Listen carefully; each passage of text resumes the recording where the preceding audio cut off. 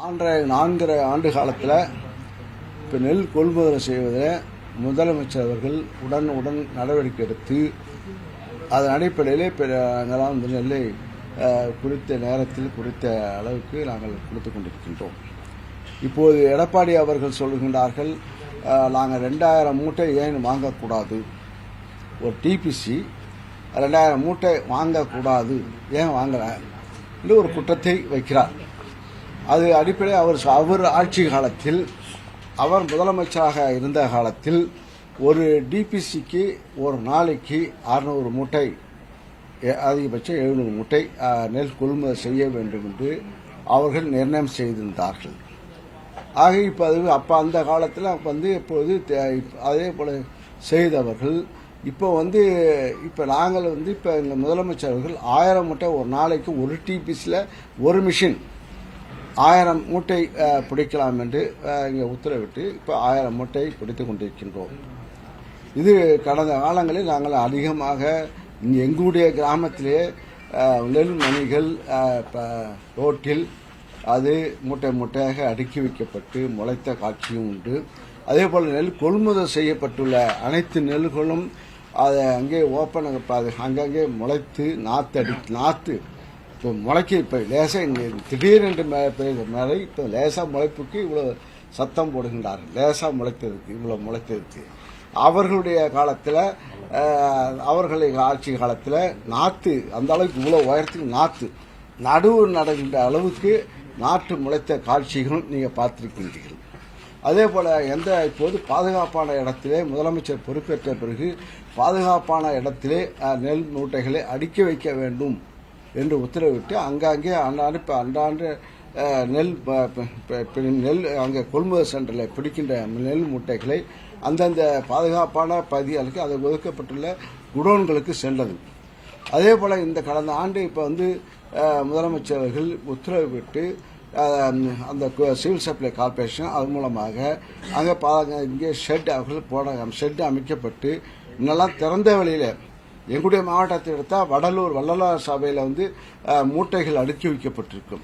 லட்சக்கணக்கான மூட்டைகள் அங்கே அடுக்கி வைக்கப்பட்டு அங்கே படுதா போட்டு அங்கே நெல் முளைத்திருக்கின்ற காட்சி எங்களுடைய கடலூர் மாவட்டத்தில் இருக்கும். இப்போ அது போன்ற காட்சிகளை நீங்கள் பார்க்க முடியாது. ஓப்பனாக நெல் மூட்டைகளை அடுக்கக்கூடாது என்று உத்தரவிட்டு அதை பாதுகாப்பான இடங்களில் கிடங்குகளில் இப்போது சர்க்கரை ஆலை கிடங்குகள் அதே போல அந்த மார்க்கெட்டிங் கமிட்டி உள்ள குடோன்களில் வைக்கப்பட்டு இப்போ பாதுகாப்பாக வைக்கப்படுகின்றது. இப்போது கடந்த காலத்தில் இப்போ நெல் உற்பத்தியை பொறுத்தவரையில் அதிக அளவு இப்போ நெல் உற்பத்தி செய்வது இப்போ அதிகமாக இப்போது இந்த ஆட்சியில் இப்போ வேளாண் துறை இப்போ இந்த ஆண்டு கிட்டத்தட்ட 5000க்கு மேல் நெல் கடந்த ஆண்டை ஒப்பிடும்போது நெல் சிறுதானியங்களை பொறுத்தவரையில் 1,85 லட்சம் ஹெக்டேர் குறைவாக அந்த ஆட்சி அப்போ குறைவாக அது இருந்தது.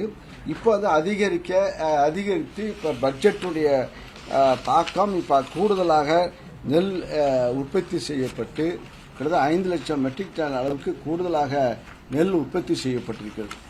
இது கடந்த ஆண்டை விட இந்த ஆண்டு இப்போ என்ன சொல்லலாம் பயிர் சதவீதம் இப்போது குறைஞ்சிருக்குன்னு சொல்றார். நெல் உற்பத்தி அதிகமாக கடந்த 5 மடங்கு அளவுக்கு உற்பத்தி செய்தனுடைய விளைவுதான் இப்போ அதிகமாக நெல் உற்பத்தி செய்யப்பட்டு இப்போது கடந்த ஆண்டே ஒரு திட்டமிடுவார்கள், இந்த ஆண்டுக்கு இவ்வளவு, இந்த ஆண்டு உற்பத்தி ஆகும், இந்த ஆண்டு நெல் உற்பத்தி ஆகும் என்ற கணக்கிட்டு அதுக்கு தகுந்தாப்புல டிபிசி கொள்முதல் நிலையங்கள் அதே போல கொள்முதல் செய்கின்ற மூட்டை தூக்குகின்ற ஆட்கள் முதற்கொண்டு திட்டமிட்டு செயல்பட வேண்டும்.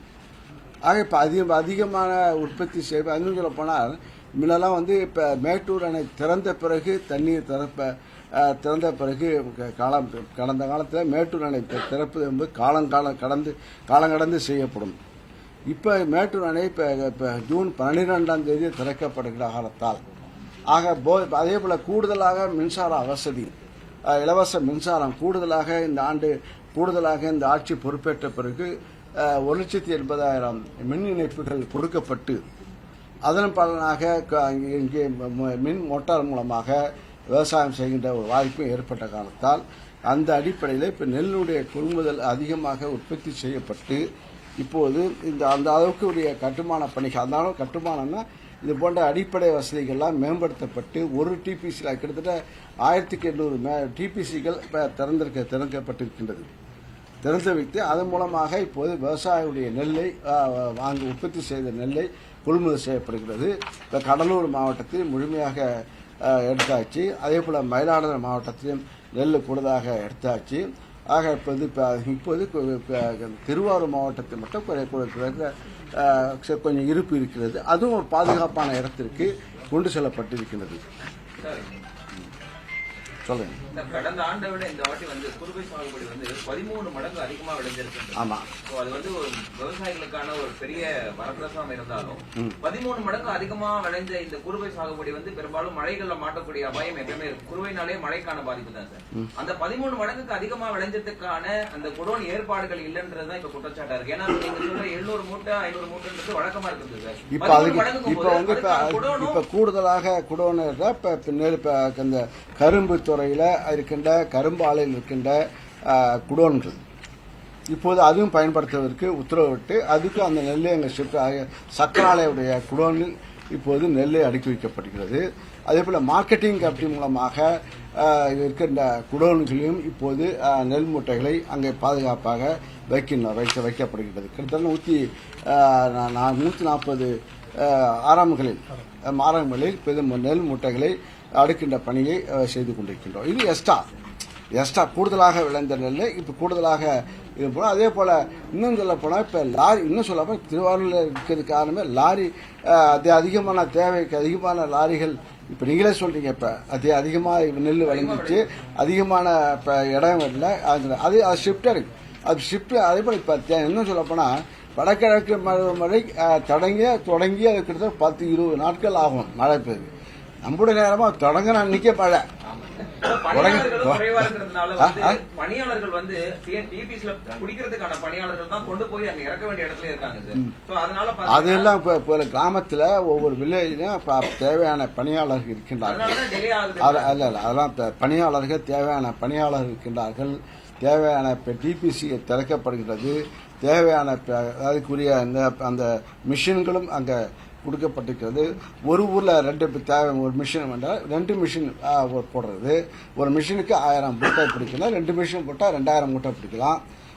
அதுக்கு ஏற்பாடு செய்யப்பட்டு துரிதமாக படுகிறது.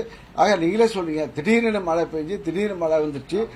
மழையும் இப்போ அளவு திடீர்னு மழை வந்த காரணத்தால் இப்போ இது போல ஒரு கொஞ்சம் தளமாற்றம் தான் வரும். அது மழை இயற்கை இன்னும் சொல்ல முடியாது, குறை சொல்ல முடியாது. ஈரப்பதம் நெல்லை பொறுத்தவரை நாம் கொள்முதல் செய்கின்றதை இதுவரை எல்லா நெல்லையும் கொள்முதல் செய்தாச்சு. ஆக ஈரப்பதத்தில் நடைபெறும் போது அதுக்கு ஒன்றிய அரசுடைய பர்மிஷன் வேண்டும். அது அனுமதி கேட்டு துறையின் சார்பாக அனுமதிக்கு அங்கே அனுப்பப்பட்டிருக்கிறது. ஆக கொள்முதல் நிலை 18%-இருந்து 22% உயர்த்தி வழங்க வேண்டும் என்ற கோரிக்கை அரசு சார்பாக முன்வைக்கப்பட்டிருக்கிறது. ஆய்வுக்குழுக்கு நம்ம பர்மிஷன் கேட்டுக்கோமா சார்? அதுதான் அவங்க ஆய்வுக்குழுனா இப்ப கேட்டதுக்கு பிறகு அவங்க ஆய்வுக்குழு அனுப்ப. இப்ப இன்னும் இந்த மழை ஒரு மழை தான் ஃபர்ஸ்ட் மழை பெஞ்சிருக்கு. இன்னும் தொடர்ச்சியாக இந்த வடகிழக்கு பருவமழை அதிகமான வரவை உடனடியாக முதலமைச்சர் அவர்கள் உடனடியாக நடவடிக்கை எடுத்து இதுக்கு கடந்த வாரம் முதலமைச்சர் அவர்கள் காணொலி மூலமாக மாவட்ட ஆட்சித்தலைவர்களெல்லாம் அழைத்து அந்த துறையை சிவில் சப்ளை கார்பரேஷன் அதையும் அழைத்து வேளாண் துறை அதிகாரிகளையும் காணொலி மூலமாக இன்ஸ்ட்ரக்ஷன் கொடுத்தனால இந்த அளவுக்கு திடீர் தாக்குதல் சொல்லலாம். அதை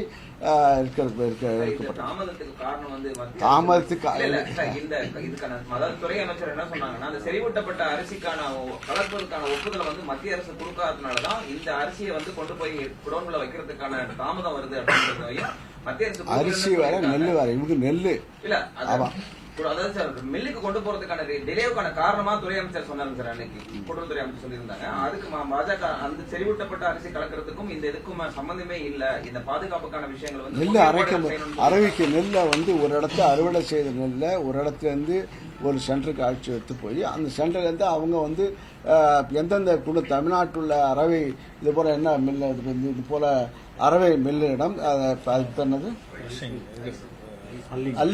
அல்லிகை ஏஜென்ட்டிடம் இப்போ நெல் பிளே ஸ்டோர் மற்றும் ஆப் ஸ்டோரில் இருந்து பாலிமர் செயலியை QR கோடு மூலம் பதிவிறக்கம் செய்யுங்கள். செய்திகளை உடனுக்குடன் பெறுங்கள்.